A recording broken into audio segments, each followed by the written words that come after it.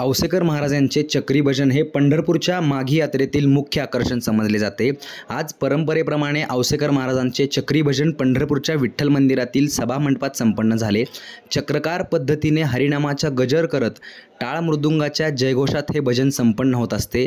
मानाचे अभंग आणि एकच ठेक्यावरील टाळाचा गजर चक्री भजनाचा आनंद एका वेगळ्याच उंचीवर घेऊन जातो। हबप गहिनीनाथ महाराज औसेकर यांच्याकडे या चक्री भजनाची परंपरा आहे।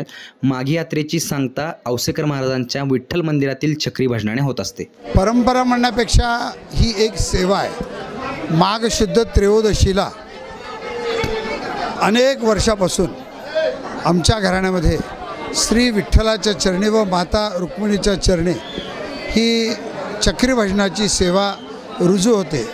चक्री भजन म्हणजे असा एकही दिवस नाही की ज्या दिवशी त्या भजनाला खंड आहे।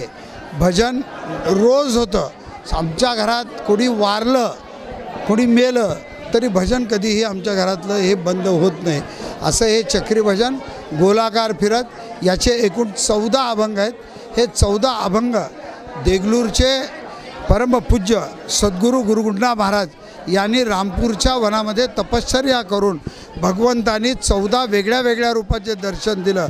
त्याचा जो प्रसाद आहे त्या प्रसादाचं नाव म्हणजे चक्री भजन।